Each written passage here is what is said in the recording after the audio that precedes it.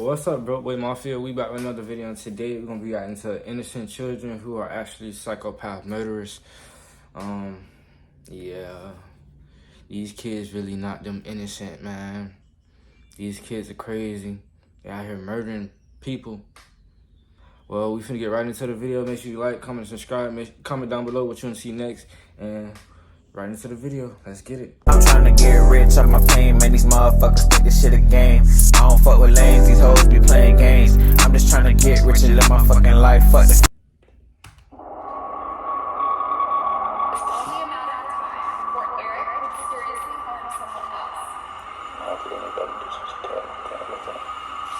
After this, Eric did disgusting and horrifying things to Derek's father.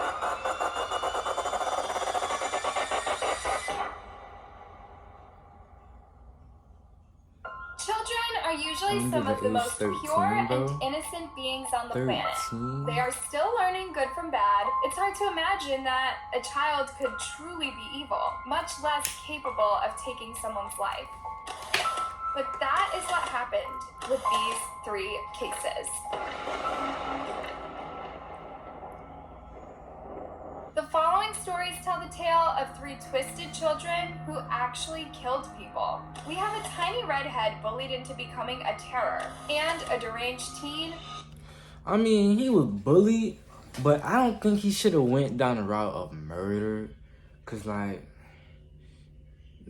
he could have got help, went to somebody.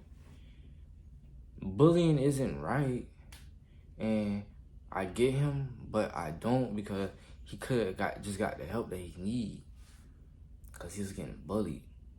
But yeah, Willing to use his brute strength to harm the most innocent.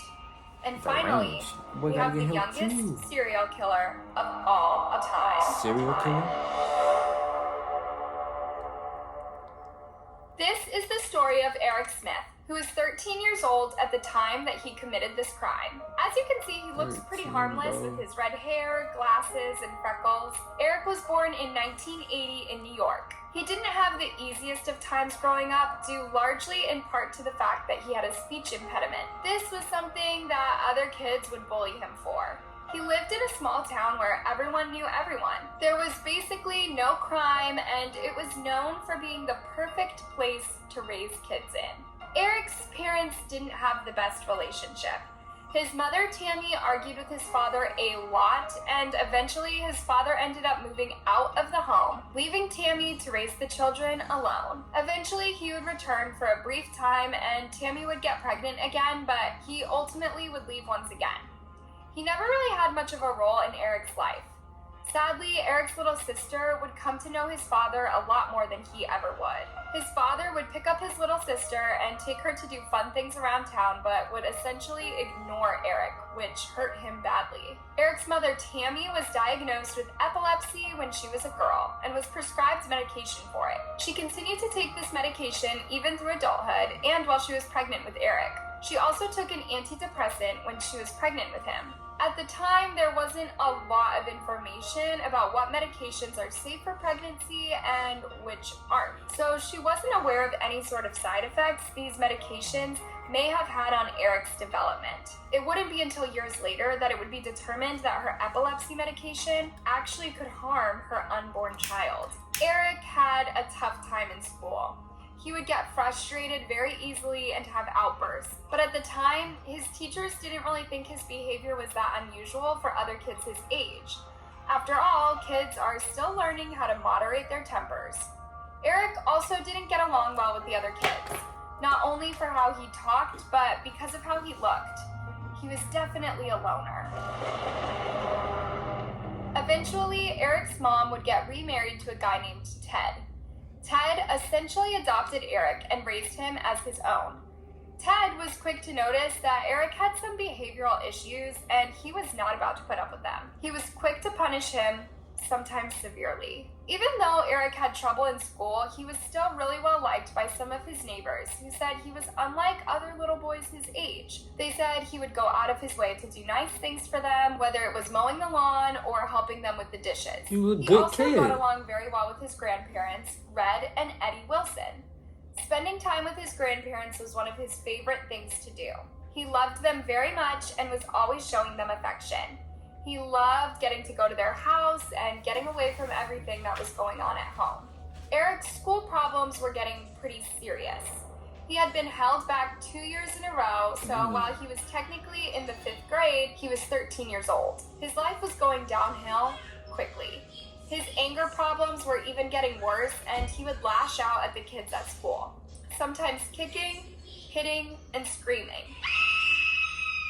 At one point, he even set his own kitchen on fire. It was as if he was filled with rage and had no way of releasing it. The bullying was also getting worse and worse. Kids would absolutely terrorize him. Eric's sister would later say that there was one incident that occurred on the bus where some kids took Eric's backpack from him, opened and shook out all the contents onto the floor. They then forced him to pick it all back up while everyone watched and made fun of him. The bullying was constant. People would hit him, break his glasses, slap his face, and hurt him in any way imaginable. His days were brutal from start to finish. By the time he got home from school, he would be angry and depressed. What friends Eric did have, he would end up losing. One kid who was the same age as Eric had a sleepover with him one night. This kid would wake up in the middle of the night to a red hot pain. Hey, want to know how I got this $50,000 check for an accident I was involved in over 5 months ago? Look, if you've been injured in a car... When he opened his eyes, he would find Eric standing over him, burning his nose with a cigarette. It was clear that it was only a matter of time before Eric would seriously harm someone else. He liked preying on those more vulnerable than him, including animals. Eric's life would change forever on August 2nd of 1993. There was a sweet little boy named Derek Robbie who was only 4 years old.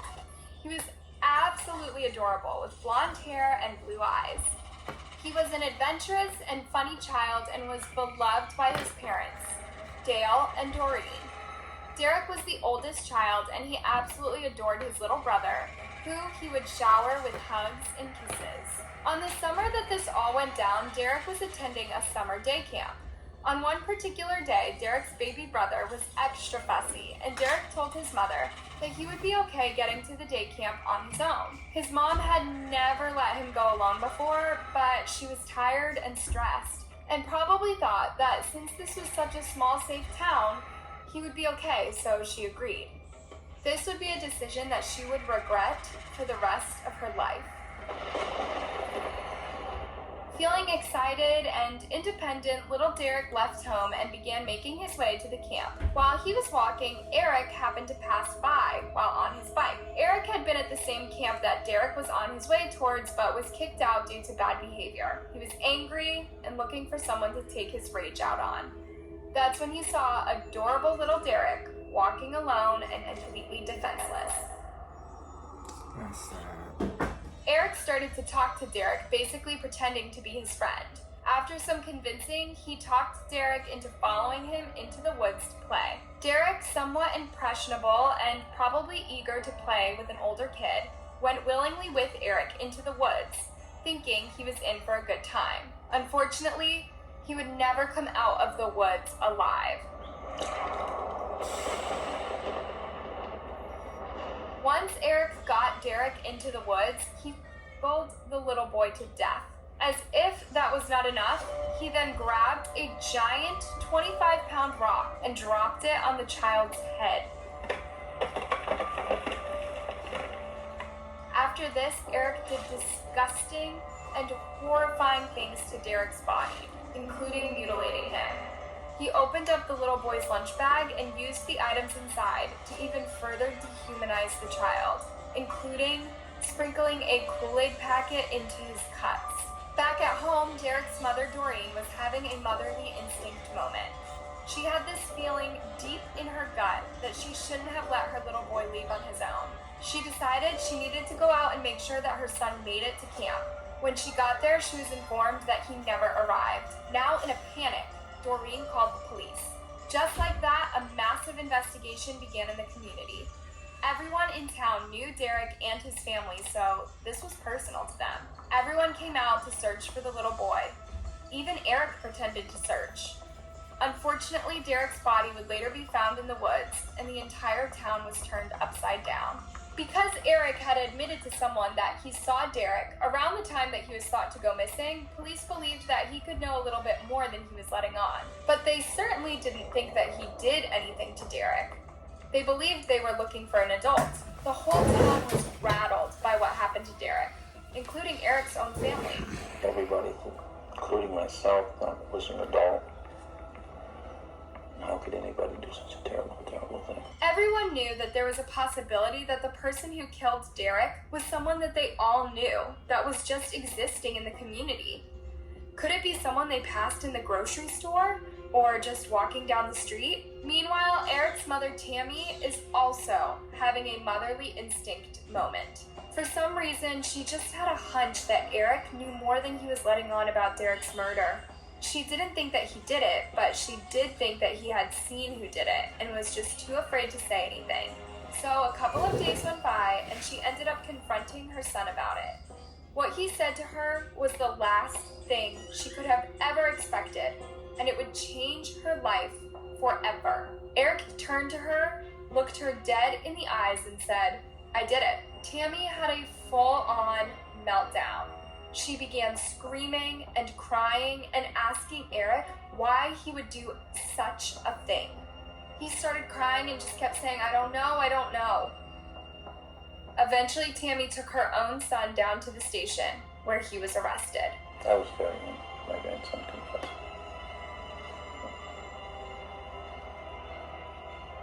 It was terrible. Eric's grandpa tried to make sense of what he had done. I asked him why he did it. His words, almost verbatim, were, "I don't know. I just saw this kid, this blonde kid, and I wanted to hurt him." As an adult, Eric looked back and reflected upon what he did and seemed to be disgusted with himself. I got him by himself and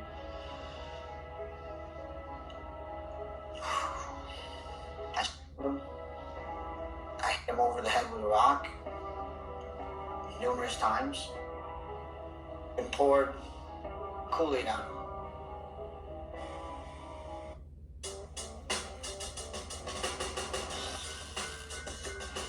That's just terrible. Petconomics Savings Lesson 3. The intersection of pet care and wallet care is vital care by Petco. And I became the bully that I hated in school. I became the individual who dished out pain. They thought that I knew who did it, or I'd seen who had done it. But the person they were looking for is me. I couldn't hold it in anymore. When police announced that they had the killer and they had confessed, the media was swarming everywhere to try to get a glance of whoever this sick man was. A tiny redhead boy with freckles and glasses, wearing a bright yellow shirt, was probably the last thing that they expected. The entire nation was shocked. Nobody could understand how anybody, much less a child, could actually do something like this. The case went to trial, and the defense tried to say that the epilepsy medication that Eric's mom had been taking while pregnant with him and the intense bullying he experienced played into why he did what he did. But the jury didn't buy it. They were particularly struck by something Eric had said in his confession. He did what he did because he saw someone weaker than him and wanted to hurt him. He liked the fact that Derek was defenseless. It was unbelievable that a child could have such a twisted and deranged desire. Ultimately, Eric was found guilty. So you find the defendant guilty of murder in the second degree? Yes. Is that unanimous? Yes. Sobbing can be heard in the courtroom as the verdict is read, but young Eric keeps a straight face. He was sentenced to 9 years to life in prison. Derek's parents were, of course, devastated and confused by the sentence. They didn't believe that Eric should ever be released from prison, especially after only 9 years. But the court believed that because Eric was so young, that he could change and become a better person. So Eric gets to prison, and every 2 years he has a parole hearing. And every 2 years, Derek's grieving family has to come forward and try to convince the court not to release Eric. He was denied parole 10 times in a row. After spending 28 years behind bars, Eric was granted parole at the age of 43. He was ultimately released on February 1st of 2022. His release was a hard pill to swallow for Derek's parents, still grieving the loss of their little boy. I understand why, after so many years, they decided to give him a chance. And that's fine, you know, for him and his family. Derek's parents spent so many years trying to keep Eric in jail for killing their son. That journey is now over. You know, he's been released, but in a way, so have we.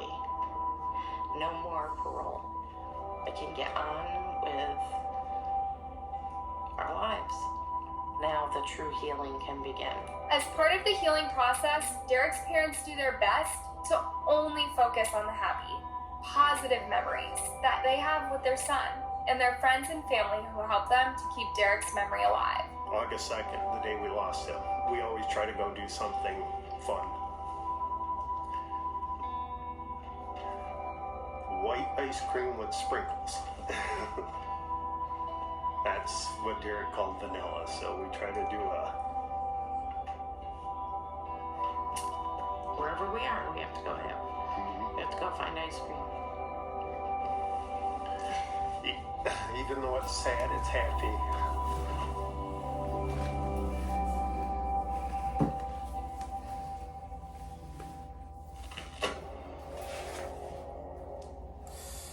That's crazy.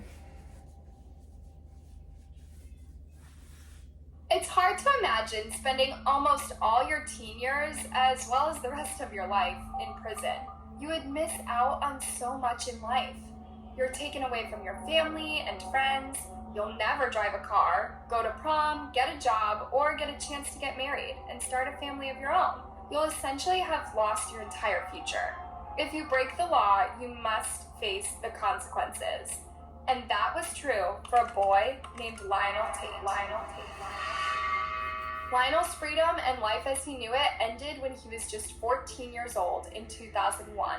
He became the youngest person to ever get sentenced to life in prison. While this punishment might seem extremely harsh, because of what he did, it was definitely deserved. Lionel's horrific crime took place on July 28th of 1999 in an area of Florida called Pembroke Park. Lionel was at home and his mother Kathleen was in the kitchen making a meal for him and a child she was babysitting. The child was a 6-year-old little girl named Tiffany Unick. Tiffany was the daughter of one of Kathleen's best friends, and her mother had asked if Kathleen could watch her for the evening. Kathleen and Tiffany's mother were like family and had grown up together in Jamaica before coming over to the United States. Deweese, Tiffany's mom, was completely comfortable leaving her daughter in Kathleen's hands. After Kathleen finished cooking and the three of them ate dinner, she was feeling pretty tired, so she decided to go up to bed. She left Lionel and Tiffany downstairs watching television. Later that night, Kathleen heard some noise coming from the downstairs, and she figured the kids were just playing around, so she shouted down for them to quiet down. Not going downstairs to investigate what was really going on would be something that Kathleen would regret for the rest of her life. Not long after Kathleen had heard the noise from downstairs, Lionel came into her room and woke her up. He told her that he and Tiffany had been playing wrestling when all of a sudden she stopped breathing. Kathleen is of course panicked and in a state of disbelief. The story that Lionel would later tell was that he and Tiffany had been watching a wrestling show on television and decided to try out some of the professional moves. It was when he had put Tiffany into a headlock that she hit her head on the side of the table. The thought of Tiffany and Lionel even wrestling by itself is concerning due to the huge weight difference between the two of them. Tiffany was only 48 pounds when Lionel weighed close to 170. He would easily be able to overpower her. Lionel told his mother that after Tiffany hit her head, that she was sobbing uncontrollably. He didn't want to mess with her, so he just continued watching television. By the time he had suspected something was wrong and went to get his mother, Tiffany had already died. Of course, there were so many questions associated with this case. Did Lionel not know that the wrestling moves he was doing were dangerous? Did he not consider how much bigger he was than Tiffany? Had he meant to hurt her, or was this all a tragic accident? As investigators begin to look into Tiffany's manner of death, they are shocked to see how horrifically her body was injured. It looked as if she had been hit by a car and clearly suffered tremendously prior to her death. She had been beaten barbarically and had a cracked skull, broken rib, swollen brain. Alright, I'm sorry about that, but we had some technical difficulties, but we back. We finna get right back into the video.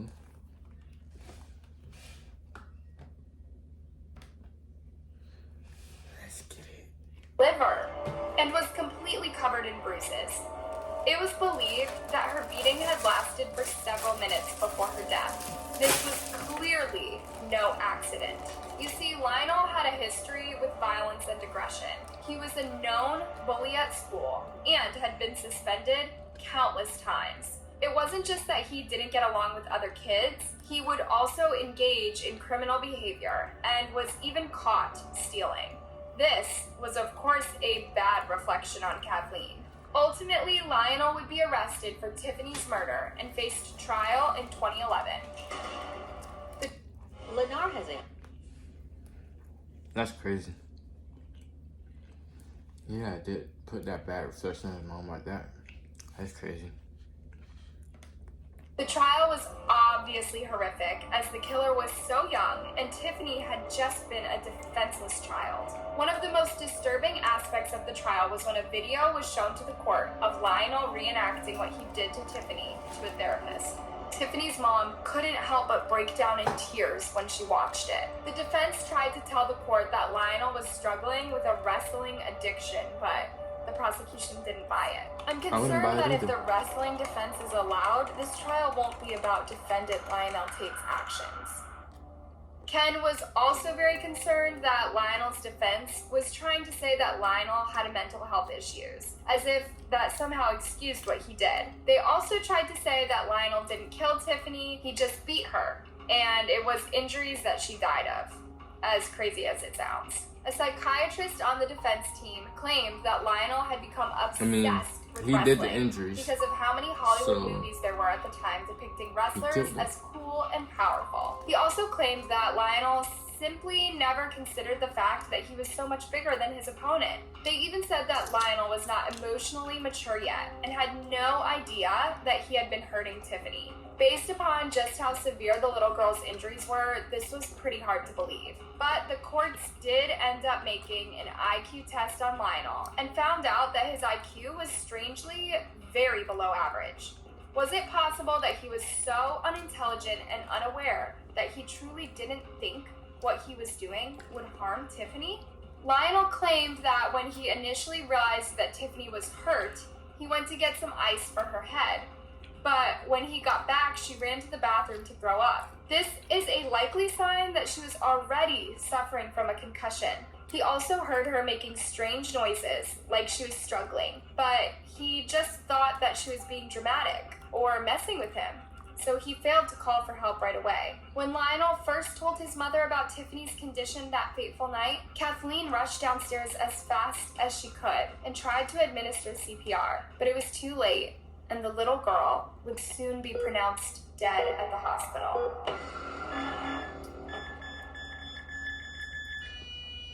Lionel told his legal team that he liked Tiffany and had no reason to hurt her. They believed him, but the prosecution team certainly did not. There had to be malice involved for Tiffany to have been beaten so horrifically. If Lionel didn't already look totally guilty, the fact that he frequently changed up the details of his story of what happened that night made his case look even worse. Desperate to bring him down, the prosecution ended up coming up with a plea deal that they offered him.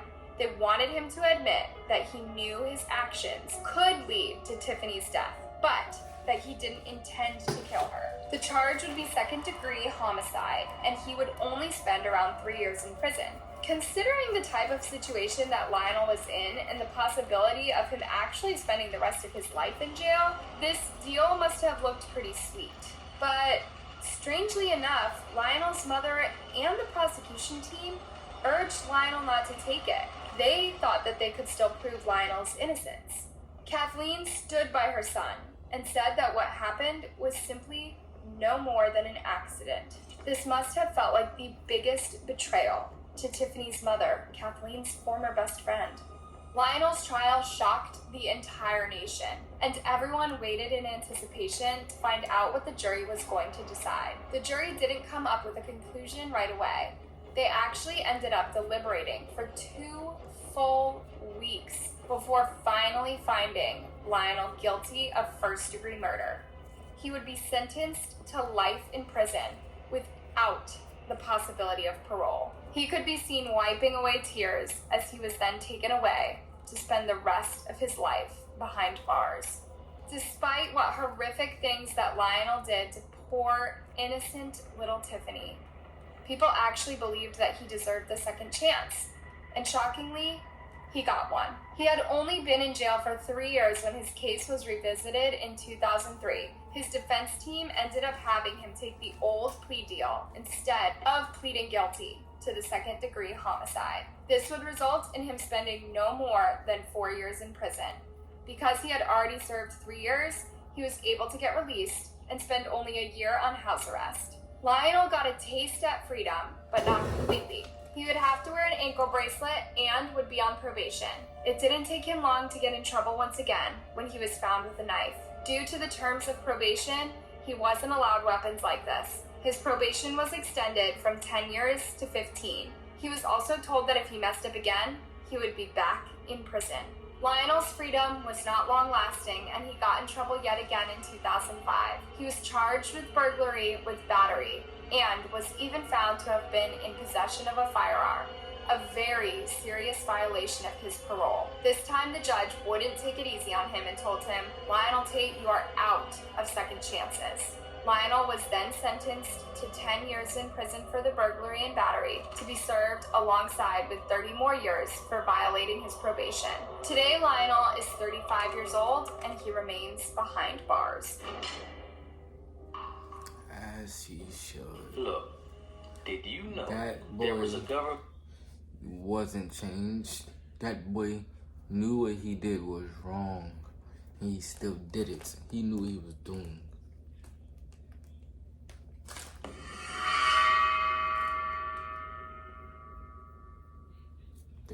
It's hard to imagine a child killing someone, and even harder to imagine a child killing at just 7 or 8 years old. But that's the case in this story. This case is set in a small village in India called Mashari. The year was 2006.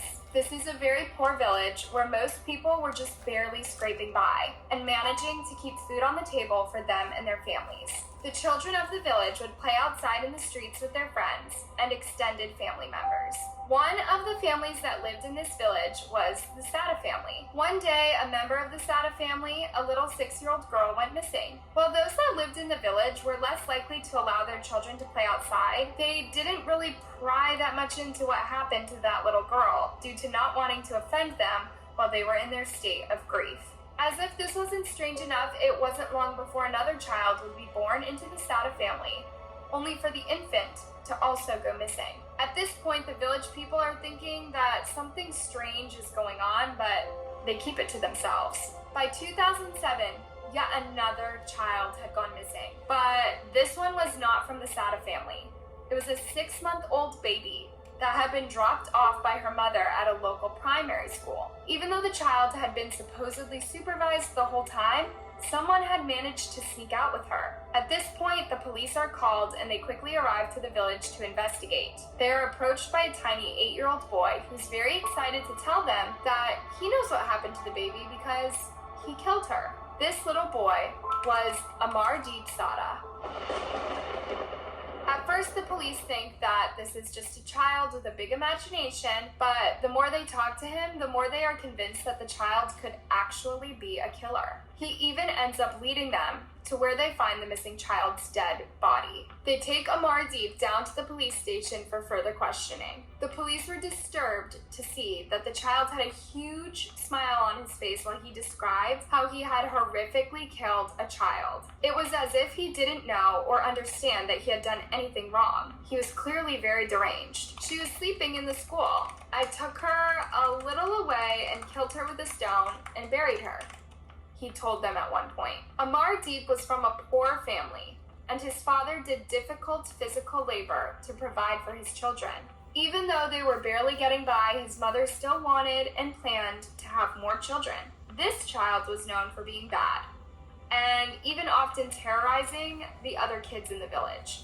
As it would turn out, Amardeep's parents actually knew that he had committed murder twice before, and knew who the victims were as they were a part of his own family. While they claimed to have punished their child for what he did, they didn't end up reporting his crimes and ultimately protected him from going to jail. They considered it a family secret. By the time that Amardeep was killed for a third time, they could no longer keep it a secret, as this infant was not a member of their family. It was hard for police to try to piece together how Amardeep could have done these terrible things. For one thing, he never had any motive, nor did he ever watch a television show or get exposed to any media that would have taught him to kill. He was clearly just mentally off. Due to the law of India, a child as young as Amardeep could not be sentenced to death or prison. They can, however, be detained until they are 18 years old. Amardeep was released upon the day of his 18th birthday. Despite the horrible crimes that he committed, he's now in his 20s. Were these sentences fair, or would you have wished they were different? Let us know in the comments.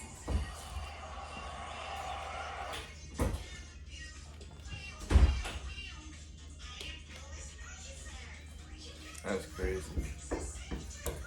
They really just said, hey, let him out. He's 18, so he's in his 20s now.